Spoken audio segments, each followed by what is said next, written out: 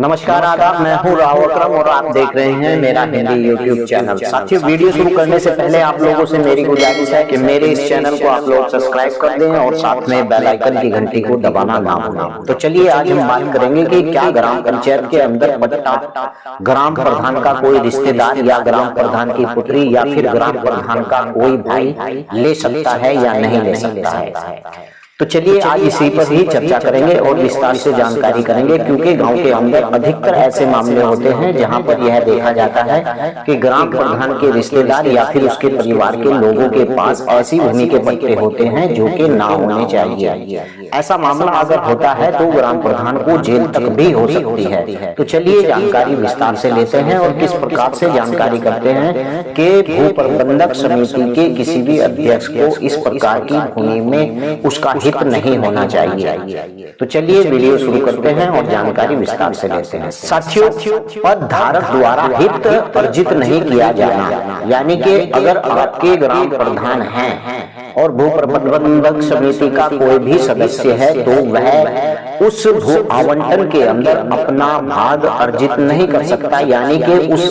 प्रक्रिया के अंदर भाग नहीं ले सकता। अक्सर कब देखा गया है कि गांव के अंदर जब भी भूमि पट्टे होते हैं तो ग्राम प्रधान के चेले चपांडे और चमचे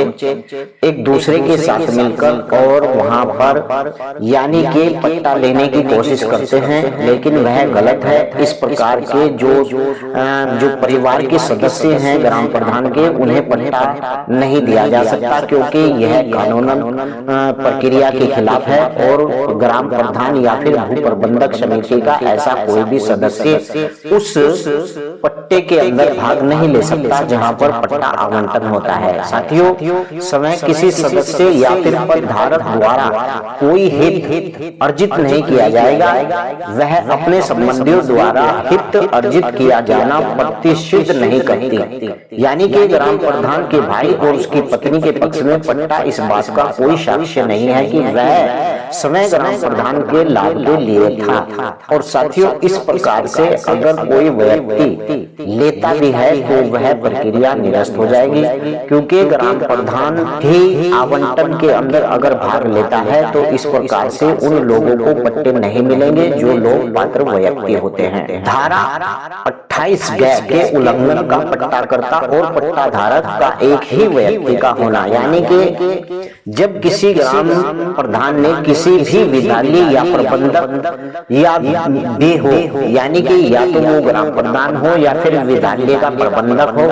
अपने पुत्र के लिए भूमि प्रबंधक समिति की बैठक की अध्यक्षता करते हुए लोक प्रयोजन यानी कि भूमि आवंटित कर दी तो यह कहा जाएगा कि पट्टाधारक और या फिर पट्टाधारक एक ही व्यक्ति है। यानी कि अगर कोई व्यक्ति ग्राम प्रधान है और वह अपने पुत्र को पट्टा दे देता है तो एक ही व्यक्ति की कैटेगरी में वह माना जाएगा। यानी कि उस ग्राम प्रधान ने अपने ही बेटे को एक पट्टा दिया या फिर कोई भी विद्यालय का प्रबंधक है उसके द्वारा अपने ही पुत्र को इस प्रकार की भूमि का लाभ दिया गया तो वह एक ही व्यक्ति माना जाएगा। और इस धारा के अधीन ऐसी तभी कर सकता है जब कलेक्टर की पूर्व अनुमति प्राप्त कर ली हो। अगर वह व्यक्ति अपने पुत्र को पट्टा देता है तो उससे सीधा मतलब यह है कि या तो उसने कलेक्टर की अनुमति प्राप्त कर ली हो तब भाग ले सकता है उसका परिवार या फिर संबंधी किसी भी आवंटन के अंदर, अन्यथा ऐसे आवंटन के अंदर ग्राम पंचायत के अंदर अगर भू प्रबंधक समिति का सदस्य है या फिर ग्राम प्रधान है तो इस प्रकार के आवंटन में भाग नहीं ले सकता। भूमि पर कब्जा करने का अधिकार यानी कि जमींदारा उन्मूलन यानी अधिनियम की धारा 194 के अंतर्गत भूमि प्रबंधक समिति किसी जोत की संपूर्ण भूमि या उसके अंश इन दशाओं में कब्जा कर सकती है। यानी किन दशाओं में कब्जा कर सकती है? जब भूमि किसी भूमिधारक द्वारा धारित हो और ऐसा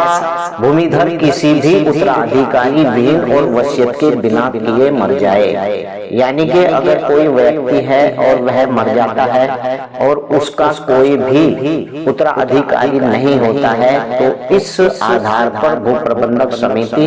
उस भूमि पर कब्जा कर लेती है। नंबर 2 बात, जब भूमि भूमिधर द्वारा जो धारित हो ऐसा भूमिधर या फिर शेयरदार और अधिनियम के प्रावधानों के अनुसार यानी कि ग्राम पंचायत के बाद भूमि से बेदखल कर दिया गया हो,